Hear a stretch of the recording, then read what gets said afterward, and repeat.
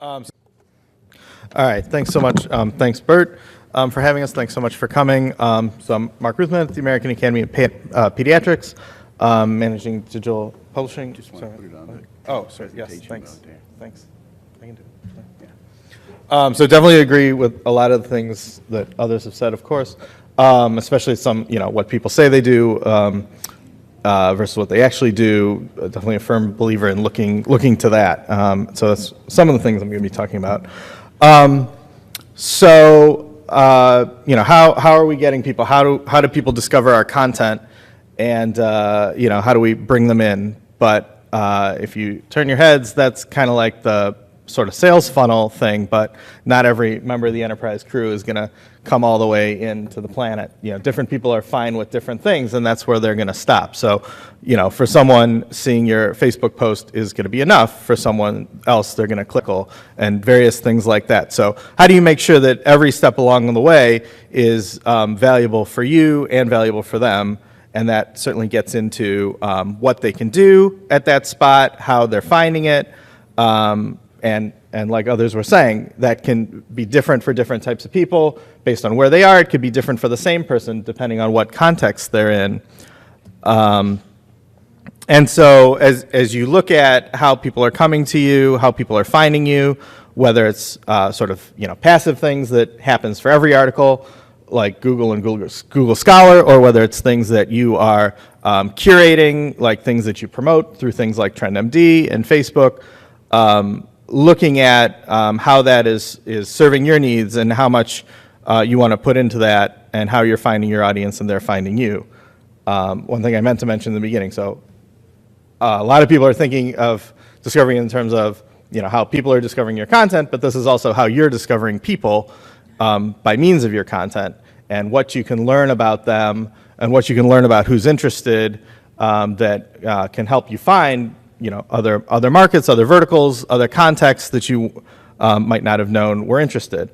And so then all this leads back in sort of the agile loop towards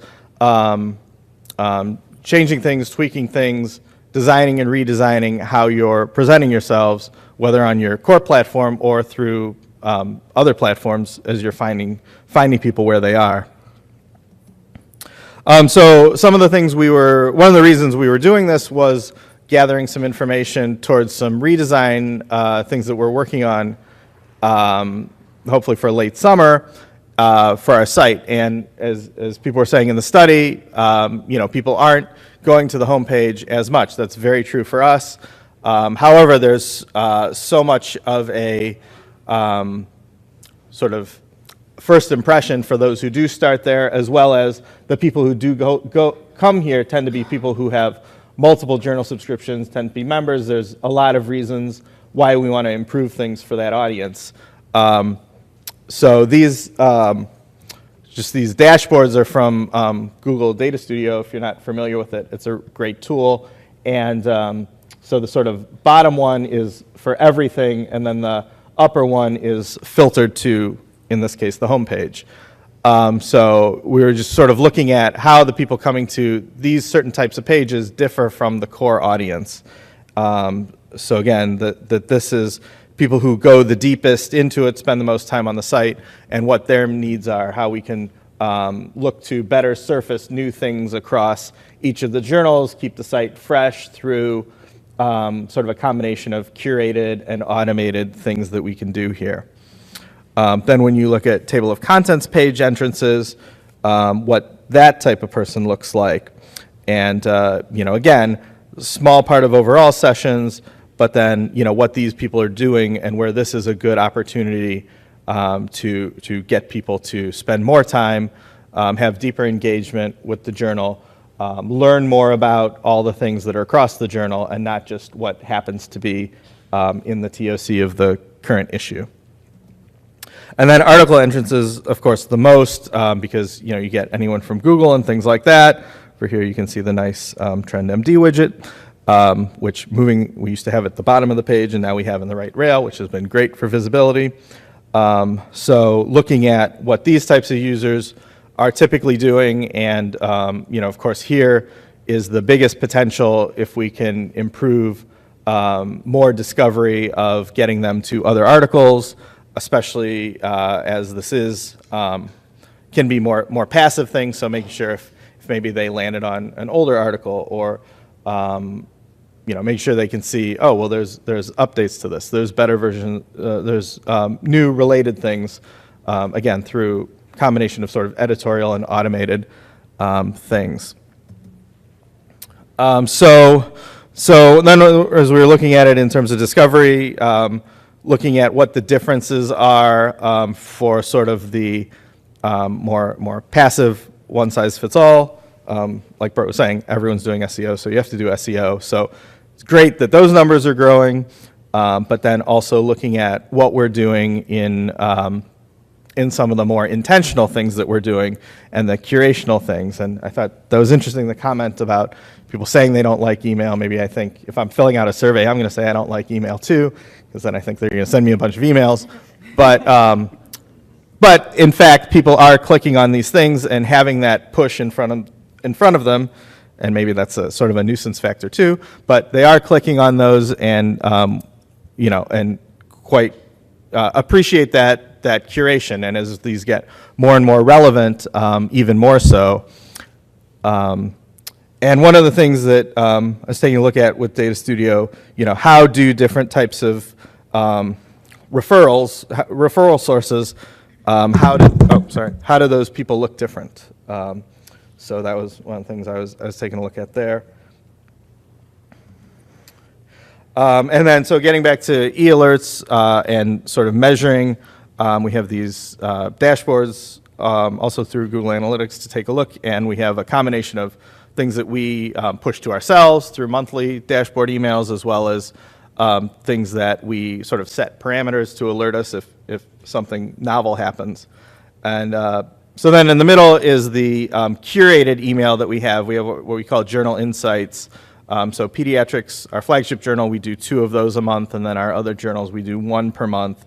And so these are very sort of easy to consume, very graphical. They also have advertising sometimes, which is great. And that we've had this going for about 1.5 years or so, and it's really brought in some good traffic. We're also talking to TrendMD about an automated version of this, which sounds very intriguing, to be able to bring that sort of user-aware, customization of which articles are highlighted, deliver that through email. I thought was a cool initiative.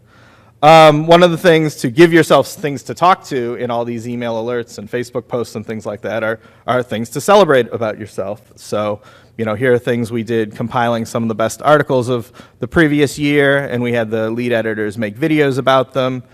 We also did a thing for the 70th anniversary and put kind of the top articles from each decade.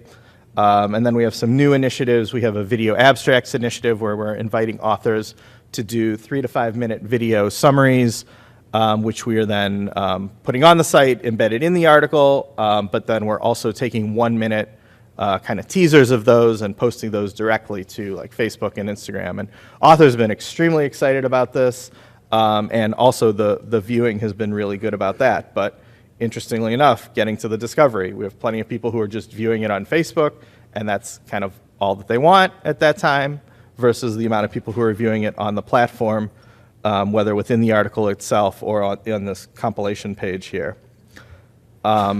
Another thing that we're doing to sort of get to those sort of people who are interested in a slice of things, but not all of it, we've created a line of Pediatric Collections, where about every other month or so we put together as a book and ebook the top articles on a particular topic. And that's been really good to help find people in, say, like public health or other types of areas who aren't interested to subscribe to the whole journal, but are interested in that topic. Interestingly enough, we also get a lot of members buying it, even though they have a lot of the stuff already, because of that curational aspect. Just give me the best stuff and put it right in front of me in this in this concise way, and there's a lot of appreciation for that. We actually have been talking to a group out of CHOP who's actually created an app that is basically just summarizing articles, or just picking a couple articles a week. And they've actually got people to pay for that who already have access to it, and they're not getting any new access. They just really appreciate that curational aspect of it.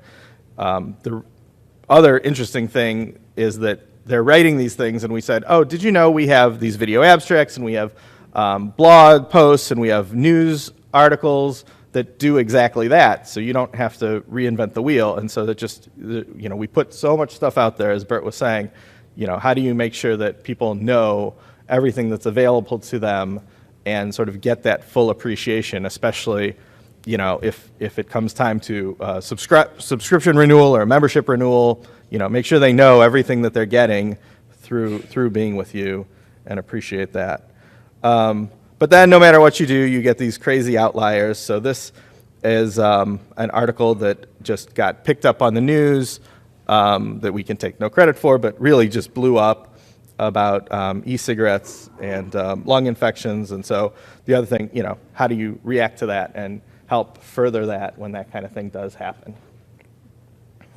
And then again, just be discoverable where your users are already going. So a big thing for us, making sure our content is well represented in our overall search, on our association search, on our .org page, and you know, the impact that that can have. And then depending on who your audience is, that can be other places. For us, certainly, you know, what type of content makes sense to integrate with EMR and HIT places, what types of things make sense to have with aggregators, people like Amazon and Firebrand, and then of course you give up control whenever you do those things. So how do you make sure you're getting something out of it?